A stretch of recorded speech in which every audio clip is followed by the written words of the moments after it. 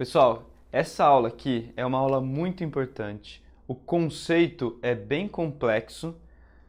Prestem muita atenção, porque esse tipo de assunto pode realmente desabonar a compra de um carro. Porém, para fazer a análise se está bom ou se está ruim, é muito simples, desde que você entenda o princípio de funcionamento. Nós vamos falar agora sobre câmbios, tanto automático quanto manual. Vou começar pelo automático, vou mostrar os tipos de câmbio automático que a gente tem e depois eu vou para o manual. E por fim, a gente dá os exemplos na prática de como isso vai funcionar. Vamos lá! Dentro da categoria automático, existem 3 subcategorias.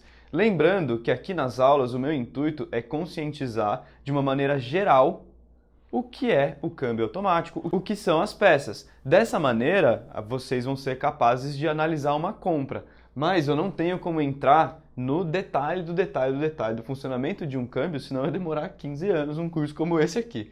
Dentro da categoria automático, eu tenho o automático, tenho o automatizado e tenho o CVT. Vou começar pelo automatizado. O que é o câmbio automatizado? Ele é um câmbio praticamente como um câmbio manual, com os mesmos componentes, com embreagem, com tudo, com engrenagem bonitinho. Só que quem faz a troca das marchas é um computador, né? É um dispositivo mecânico controlado por uma central. Por isso a gente consegue trocas muito rápidas. Então aqui dentro você tem características como dupla embreagem e etc. Então um carro que utiliza o câmbio automatizado, por exemplo, é o Golf GTI, é o Jetta TSI. São carros que utilizam esse câmbio automatizado. São câmbios muito rápidos, são manuais praticamente, só que com o auxílio de eles foram automatizados, né? Daí o nome automatizado. Então esse tipo de câmbio, ele é muito simples, de verdade. Na minha opinião, são os melhores câmbios que tem na atualidade, falando em tecnologia, etc. Mas isso é um outro caminho. Vou falar um pouquinho do câmbio automático. O que é o câmbio automático? Ele funciona de uma maneira diferente, ele tem menos engrenagens para gerar a mesma quantidade de marchas, ou mais ou menos marchas. Mas falando na relação de engrenagens, um câmbio automatizado, por exemplo, você quer um câmbio automatizado de 5 marchas, você precisa de 10 engrenagens. Aqui no câmbio automático é diferente, você precisa de menos engrenagens para gerar mais marchas, ele faz mais combinações, tá? Aqui, no câmbio automático, qual que é a grande diferença dele? É a maneira como ele acopla. No câmbio automatizado, a gente tem um negócio chamado conversor de torque. Ele vai ser responsável por distribuir esse óleo. Por exemplo, quando você para no semáforo e pisa no freio, aquele câmbio lá está engatado. Só que aquele óleo vai para outro lugar dentro do conversor de óleo circular. Quando você solta o pé do freio, ele volta para o lugar para poder empurrar esse carro para frente. De uma maneira bem simples mesmo essa explicação. Tá? Câmbio automático. Um exemplo legal de um câmbio automático muito bom é o câmbio da ZF da BMW 320, por exemplo. Ele é automático, ele não é automatizado, só que ele é um automático bastante tecnológico. Quem dirige uma 320 e dirige um Golf GTI percebe as diferenças, mas vai ter gente que vai preferir o automático da 320 e vai ter gente que vai preferir o automatizado. É uma questão de gosto. Vamos para o câmbio CVT. O que é o câmbio CVT? Esse câmbio tem uma explicação um pouquinho mais chatinha, mas também é muito simples. O câmbio CVT, ele tem uma marcha só. Ah, mas como assim uma marcha? Como isso vai funcionar? Vamos usar o exemplo do Audi A4 2010, por exemplo. Esse Audi A4 usa um câmbio Multitronic, nada mais é do que um CVT mais tecnológico da Audi. Ao invés de correia, ele usa corrente, etc. Mas isso também é um outro ponto. Como funciona? Ele é basicamente um cone por onde desliza uma correia e ela vai andando, abrindo e fechando. Sabe a bicicleta, quando você olha lá atrás, na coroa? Você vai ver as engrenagens que você tem lá, né? E a corrente vai pulando de engrenagem. Só que aqui ela não pula, ela desliza, é diferente, é um sistema bem legal, bem diferenciado. Né? E aqui é uma correia, na verdade, num câmbio CVT de um Honda Fit, por exemplo. Esse câmbio CVT, ele pode simular marchas eletronicamente. Então, voltando para o exemplo do A4, o A4 simula 8 marchas eletronicamente. Então, o computador separa o pedaço que ele acha que vai gerar uma marcha e ele pode simular elas eletronicamente. Qual que é a vantagem de um câmbio CVT? Costuma ser um câmbio que é colocado em carros com o intuito de economia e conforto, né? Salvo raras exceções, como o Subaru WRX, por exemplo. Com esse câmbio aqui, vamos falar do Honda Fit, que acho que é um exemplo legal. Acho que a grande maioria das pessoas sabe o que é um Honda Fit e é um carro bem popular e bem comum nas ruas. Então o Honda Fit tem um motor relativamente fraco. Com essa combinação de câmbio, ele tem a possibilidade de utilizar a melhor faixa de torque do motor. Isso vai fazer com que ele fique mais econômico e tenha um melhor aproveitamento. É uma questão de gosto. Eu, particularmente, não sou muito fã do câmbio CVT para uma condução. Eu não acho que ele não tem um quê esportivo, assim, ele é bem mais confortável. Agora que eu pude passar para vocês um pouquinho do que é cada tipo de câmbio, bem simplesmente mesmo, eu vou falar dos pontos de atenção de cada câmbio desses. Então, vamos começar na mesma ordem. Vou falar dos pontos de atenção, vou escrever em preto para diferenciar do câmbio automatizado. O que você precisa olhar? Troca de óleo. Qual que é um ponto muito importante aqui a ser observado? Por exemplo, no Golf, que usa o câmbio DSG, no Golf GTI, a recomendação da fábrica são 4 anos ou 60 mil quilômetros, o que vier primeiro, para troca de óleo. Por quê? Esse câmbio, como ele é um câmbio automatizado, ele usa embreagens. O que empurra as embreagens é a pressão de óleo, principalmente. Se você não faz a troca de óleo corretamente do câmbio DSG, você pode ter sérios problemas com ele, né? Você tem que seguir as manutenções à risca. Então, quando você for olhar um carro para comprar com câmbio automatizado, peça o manual, veja o histórico de manutenção dele e veja se lá, dentro desse prazo de 4 anos ou 60 mil quilômetros, foi trocado esse óleo do câmbio. Lembrando que, para cada carro, cada modelo de carro, o seu trabalho antes de olhar esse carro é pesquisar quais são os intervalos de troca de óleo de câmbio, por exemplo. Então aqui, vamos olhar troca de óleo de câmbio. Como que eu vou saber se esse câmbio está legal ou não está? Então, dica, vou pegar esse carro, vou sair com ele, parado, obviamente. Eu vou percorrer todas as marchas dele. Eu vou até a 6ª marcha. Vou usar o DSG como exemplo. Vou até a 6ª marcha. Deixo ele trocar no D sozinho, até chegar à 6ª marcha. Vou no manual, trocando até chegar à 6ª marcha. E vou, nesse intervalo, observando se tem algum barulho estranho, se ele patina na hora de trocar de marcha. Pega uma marcha, por exemplo. Depois que você fez esse teste, se ele trocou bonitinho, ele passou na primeira etapa do teste. Tenta pegar uma subida e colocar, por exemplo, você vai lá a 40 por hora, 50 por hora, colocar uma terceira nesse câmbio, que ela entre ali a mais ou menos 2.000 RPM, acelera esse carro com essa terceira marcha engatada. Se ele patinar, você está com problema no câmbio. Normalmente, um câmbio DSG costuma dar o seguinte problema. Pega esse carro parado, quando você for sair com ele, veja se ele vai acoplar e desacoplar. Você vai sentir, não tem como não sentir. Acelera. Se ele sair bonitinho, redondinho, sem trepidar, já é um bom ponto. Se ele trepidar muito, esse câmbio está com problema. Para resolver esse problema pode ser uma simples troca de óleo, como pode ser um jogo de embreagens, por exemplo, que já é um valor bem mais alto. Rodar com o carro, passar as marchas no D, passar as marchas no manual e subida com uma marcha. Lembrando, tenta colocar a marcha mais alta que você puder para aquela velocidade, para o giro ficar mais baixo possível, que aí você vai gerar carga nesse câmbio. Dessa maneira você vai conseguir entender exatamente o que eu estou falando aqui, você vai conseguir fazer uma análise. Tá? Então, para o câmbio automatizado, é isso, é super simples, apesar da parte mecânica dele ser um pouquinho mais complicado. Vamos para o câmbio automático. Como que a gente vai analisar esse câmbio automático? A maioria deles não tem que trocar óleo, eles são óleos long life, que a gente chama, né? Isso é recomendação do fabricante. Na prática é outra conversa. Eu aqui na oficina, a gente troca óleo de câmbio long life. Então a gente faz preparação em BMW, por exemplo, que vai dobrar a potência do carro, a gente troca o óleo, substitui por um fluido motor. Né? Isso é por precaução mesmo e prevenção para prevenir de quebras, etc. Então, no automático, o que a gente vai fazer? Como é o teste? O teste é extremamente parecido. Qual que é a diferença? Se o seu câmbio automático tiver com problema, você vai perceber muito mais facilmente do que o automatizado. O automático, você vai ter que fazer o mesmo processo.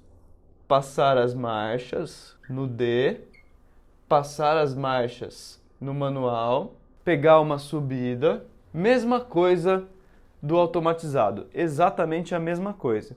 Só que o automático, quando você acelera, se ele tiver com algum problema em corpo de válvula, ele não vai trocar marcha em algum momento, ou o giro do carro vai subir e o carro não vai desenvolver na mesma proporção em que o giro está subindo. Então essa é a maneira de analisar um câmbio automático. É muito fácil mesmo, parece complexo, mas não, é super simples.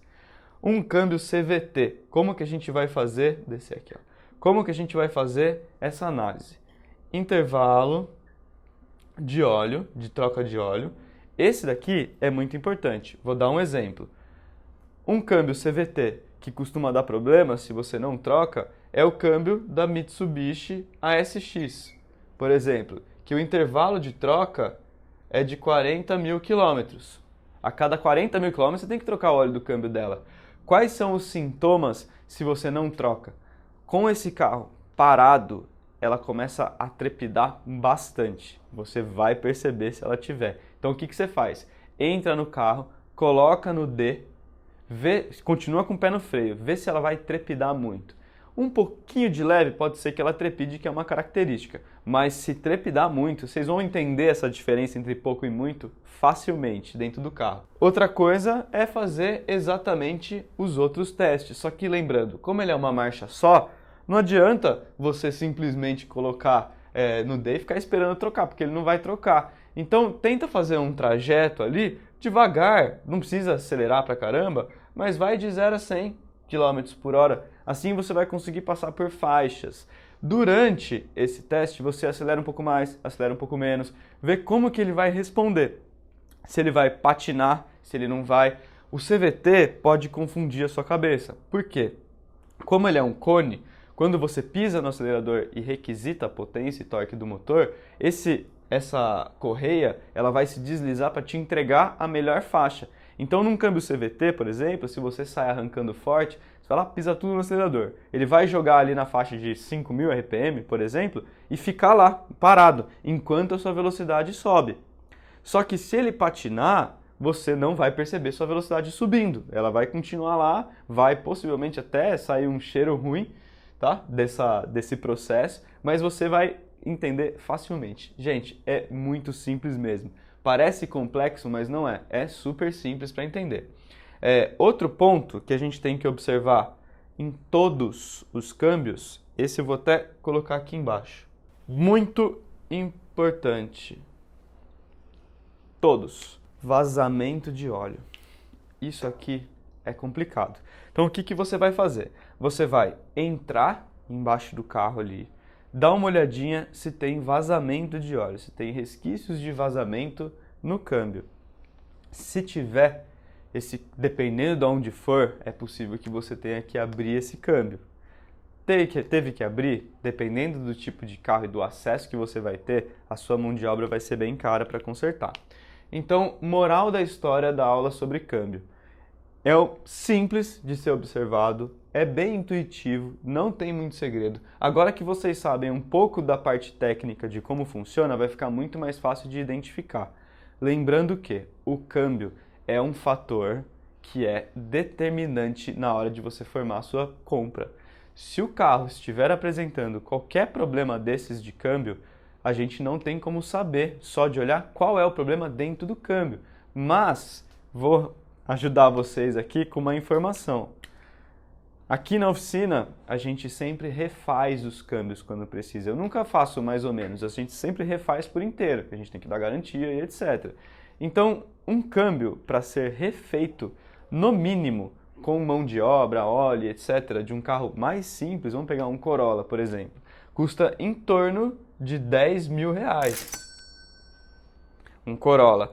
Agora, se a gente pegar o câmbio de uma BMW, por exemplo, dependendo do tipo de câmbio, isso pode chegar a 20, 25 mil reais. Então, gente, olha como é importante a gente saber isso antes de dar a cartada final de fazer a compra do carro, beleza? Então, Então essa é a parte de câmbio automático. Vou falar um pouquinho agora, vou apagar a lousa e falar um pouquinho sobre câmbio manual. Segura aí. Pessoal, vou falar agora dos câmbios manuais, normal, tá? Um câmbio manual, como ele funciona? São várias engrenagens dentro desse câmbio e você vai selecionando elas quando você troca de marcha, certo? Características de um câmbio manual que devem ser observadas: embreagem, troca de marchas e óleo. O óleo no câmbio automático, na grande maioria das vezes, é long life, não precisa ser substituído. Mas sempre que você for olhar um carro para comprar, pesquise antes sobre isso. Não vá comprar o carro achando que você vai saber tudo na hora. É impossível. A gente aqui trabalha com multimarcas, então tem carro que entra que a gente não sabe o que fazer quando ele chega também. A gente tem que estudar para poder dar continuidade no serviço. Então não ache que você vai chegar lá sem olhar as peculiaridades daquele modelo que você está olhando, não ache que você vai fazer uma boa compra sem estudar antes. Lembrando, é melhor você perder tempo, investir seu tempo estudando antes do que colocando o seu dinheiro depois para arrumar o problema que você não pegou, tá? Então, começando por óleo, exato, é isso. Olha na internet, ou no manual do carro, ou liga na concessionária, na autorizada e pergunta, viu, tem intervalo de troca de óleo de câmbio, desse câmbio manual? Tem, não tem? Qual é o intervalo? Qual é o tempo? Por aí vai, vá com essa informação. Olhe o vazamento de óleo também, a mesma coisa do outro, dos câmbios automáticos. E vamos para o outro tópico, que é as trocas, que são as trocas de marcha. Como você vai testar isso daqui? Você vai entrar no carro, a gente vai ter que passar por todas as marchas do carro. Por quê? Preste bastante atenção no engate das marchas. Presta atenção, você vai pisar na embreagem, engatar a primeira. Pisar na embreagem, engatar a segunda. Veja se vai arranhar quando você colocar essa marcha. Presta atenção se você está pisando tudo na embreagem, né? Se esse pedal da embreagem não está muito baixo, fora do normal. Então, moral da história, só passar as marchas. As marchas entraram bonitinhas, você conseguiu dar uma aceleradinha em cada marcha, não patinou, não aconteceu nada, tá legal o seu câmbio. É o primeiro passo. Barulho, preste bastante atenção em barulho. Lembra que são engrenagens, né, se intercalando. Se você ouvir um barulho muito metálico ali, tem alguma coisa errada, tá? Embreagem, esse é um ponto interessante, é um ponto que num câmbio manual normalmente é o que costuma apresentar desgaste. Não que seja um problema, mas sim um desgaste, tá? O tempo de uso de uma embreagem vai variar demais com a maneira de condução, mas em média a gente costuma trocar a embreagem aqui com 80 mil quilômetros. Lógico, você pega aquele carro daquela tiazinha lá que puta, vai subir, pega uma subida de ré e arrebenta a embreagem, dá aquela puta acelerada, sobe aquela puta fumaça, vai durar 20 mil quilômetros uma embreagem. Mas de praxe, em média, 80 mil km é um número legal. Então, como você vai testar essa embreagem? Lembra no câmbio automático? Eu falei, vai numa subida, coloca uma marcha alta e acelera? Mesma coisa. Vai numa subida, coloca uma terceira, por exemplo, a 30, 40 por hora ali. Eu sei que vai ficar meio pesadinha, mas é esse o intuito. E acelera tudo. Se for para patinar, ela vai patinar na hora, o carro não vai nem subir. Se não, se ela acoplar de verdade, beleza, vai estar tranquilo. Outra maneira de testar, como é? Puxa o freio de mão do carro, engata a primeira com o freio de mão puxado e vem soltando a embreagem.